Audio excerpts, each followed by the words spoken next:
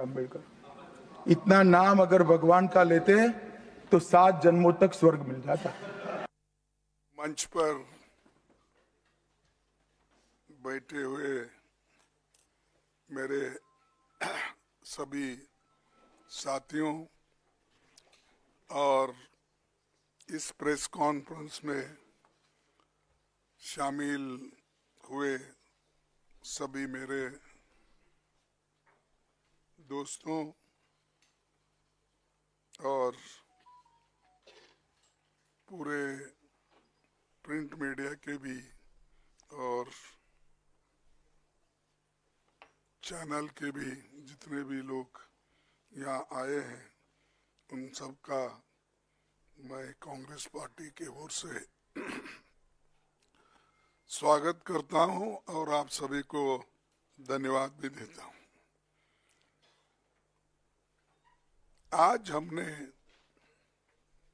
जो press conference बुलाई है, इसका मकसद ये है कि परसों से जो डिबेट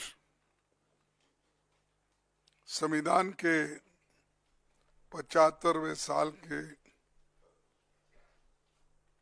जो एक उसका जर्नी बोलो, इतिहास बोलो, उसके बारे में एक डिबेट हो रही थी और डिबेट के समय सारे पक्ष के लोग अपने अपने मुद्दे रखे। संविधान के बारे में कोई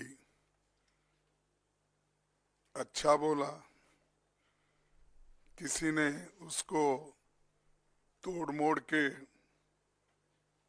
और किसी ने तो अपने उसको एक टॉन्ट मारने के दृष्टि से भी बात किया गया। तो हम ये चाहते थे कि संविधान का जो ये संविधान के बारे में एक उसका उत्सव मना के सब देश के नौजवानों को समझाने का, जो आजादी के बाद पैदा हुए, जो हमारे यंग जनरेशन बाबा साहब के बारे में, नेहरू जी के बारे में, गांधी जी के बारे में, वल्लभ भाई पटेल के बारे में, अब्दुल कलाम आज़ाद के बारे में जो नहीं जानते थे और उस वक्त कॉन्स्टिट्यूंट असेंबली में क्या घटनाएं घटी और कैसे सभी मेंबर्स ने अपनी सलाह उसमें रखी, इसका एक चिंतन और मंथन हो जाए और सारे देश के जनता को, युवाओं को ये मालूम करने के लिए सब लोग बढ़ चढ़ के हिस्सा लिया। लेकिन कल हमारे अमित शाह जी एक बात उन्होंने कही जो बहुत ही एक कंडेमेबल है। ये दुर्भाग्य है हमारा देश का कि किसी भी एक दलित नायक को, व्यक्ति को जो पूजनीय है सबके लिए, चाहे दलित होने दो, चाहे इस देश के कोई भी नागरिक हो, उनको इंसल्ट करने की, उनको उनके बारे में टॉन्ट मारने की और अपोजिशन पार्टी के तरफ देखकर वो कहने का कि रोज उठ के आप क्या लगाए हो, डॉक्टर अंबेडकर अंबेडकर अंबेडकर अंबेडकर अंबेडकर। अगर इतना ही नाम भगवान का अगर आप लेते तो आप 7 बार 7 जन्मों का स्वर्ग उनको आपको प्राप्त होता था। मुझे ये मजबूरन कहना पड़ता है कि ये लोग संविधान को नहीं मानते। स्वर्ग और नर्क की जब बात करते हैं तो ये मनुस्मृति की बात करते हैं। इसमें ही लिखा है कि क्या क्या स्वर्ग है, क्या क्या कौन से जाति कहाँ जाएंगे, क्या पढ़े तो क्या हो जाएंगे। ये मानसिकता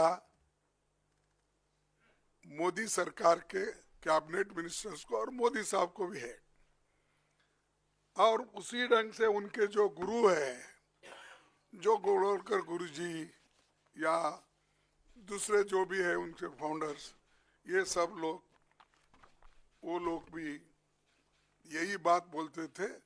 वो उनकी कोई गलती नहीं, जैसे स्कूल में पढ़ते हैं उस स्कूल का नियम उनको पालना पड़ता है, उसीलिए उन्होंने ये पाला। बार बार ये भी कहते हैं कि हमने, कांग्रेस वालों ने इंसल्ट किया अंबेडकर का, तो मैं तो पार्लियामेंट में पूरा बोल दिया हूँ किस ढंग से वो कांग्रेस को नीचा दिखाने के लिए, नेहरू जी को नीचा दिखाने के लिए, गांधी फैमिली को नीचा दिखाने के लिए वो बात करते थे। वही बात उसी ढंग पे फिर कल भी उन्होंने किया। लेकिन मुझे ताज्जुब हुआ, जो व्यक्ति ऐसी बातें बोल रहा है और सारे देश में टीवी पे ये बातें लाइव चल रही है, उनको प्रधानमंत्री बुला के टोकने के बजाय, अरे भाई ये ठीक नहीं है, बाबा साहब के बारे में तो हम खूब तारीफ करें, बहुत सी बातें बोले, लेकिन आपने क्यों ऐसा बोला? जिस आइडियोलॉजी को डॉक्टर अंबेडकर नहीं मानते, स्वर्ग या नर्क की बात उन्होंने कभी कही नहीं, वो बातों को लेकर उनके होम मिनिस्टर बात करते हैं। तो मोदी साहब उनको डिफेंड करने के लिए अब 6 ट्वीट उन्होंने किया, 6-7 मुझे मालूम, 6 ट्वीट्स उन्होंने किया। क्या जरूरत थी? अगर आप बाबा साहब के बारे में अगर कोई गलत बोलता है, उसको अपने कैबिनेट से निकाल देना चाहिए था, ये नहीं चलेगा। लेकिन दोनों बड़े गहरे दोस्त हैं, एक दूसरे के पाप को सपोर्ट करते हैं, और इन्हों अगर कोई पाप किए तो वो सपोर्ट करते हैं, उन्हों अगर कोई पाप किए या गलत बोले तो मोदी साहब सपोर्ट करते हैं। तो इसीलिए मैं ये जानना चाहता हूं मोदी जी के ओर से, जो व्यक्ति और जिस संविधान की आप यहाँ पर जो चर्चा कर रहे हैं, इस ग्रंथ को पवित्र मानकर आप सबको कह रहे हैं, हालांकि ये संविधान उन्होंने कभी इसको सम्मान नहीं दिया। इसका तो बीच में मत बोलो, इसमें तो उन्होंने तैयार होते ही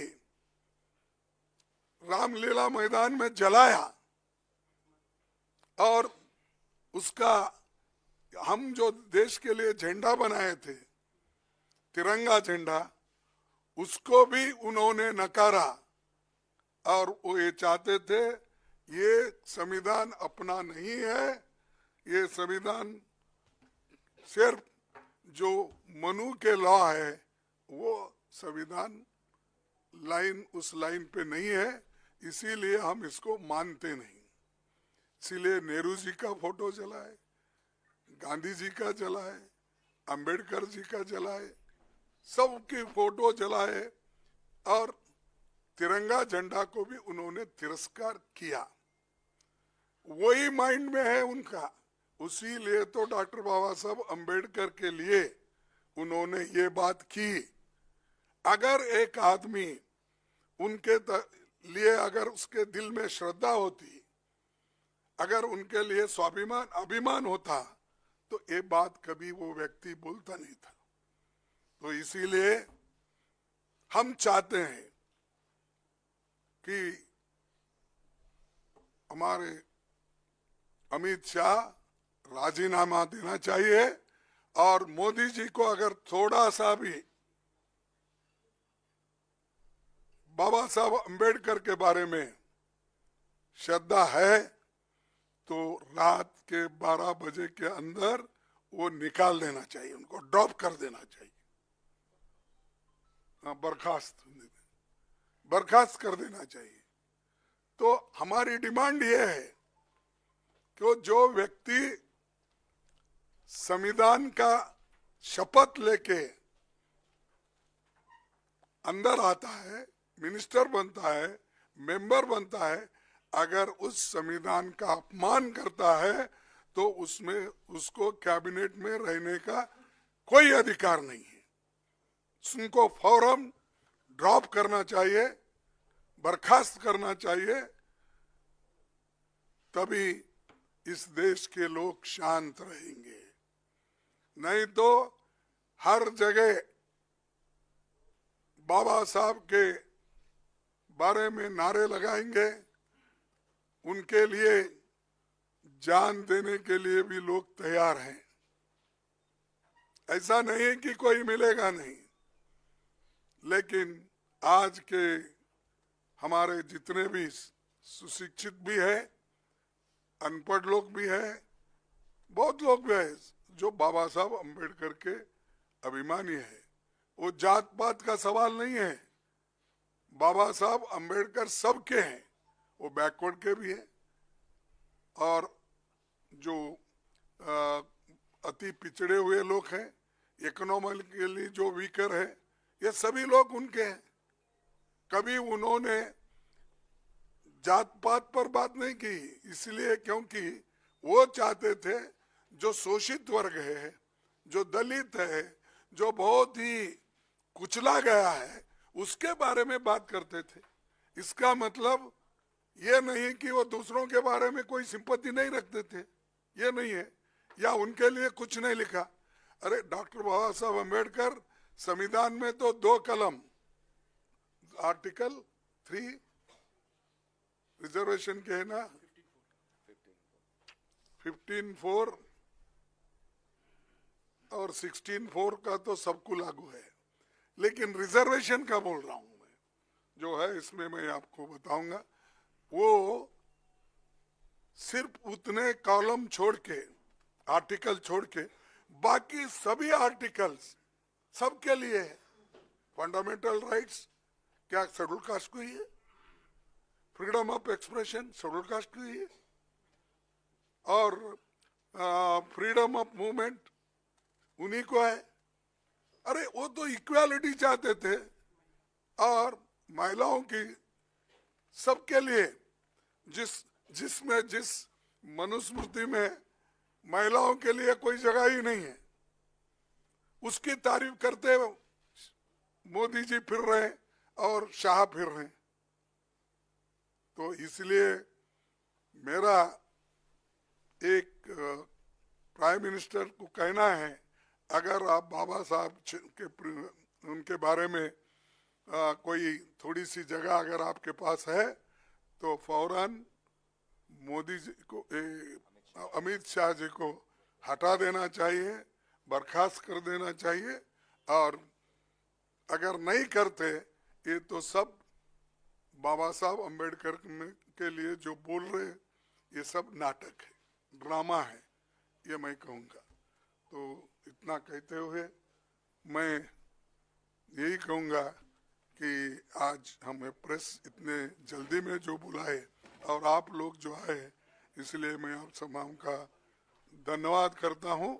और वो देश के सामने एक तो हम पूछ रहे हैं उनको मोदी जी बर्खास्त करना, एक पूछ रहे हैं हम देश के लोगों से माफी मांगना, या कोई दलितों का या दूसरों का नहीं, देश के लोग जो सब जिनका संविधान के ऊपर विश्वास है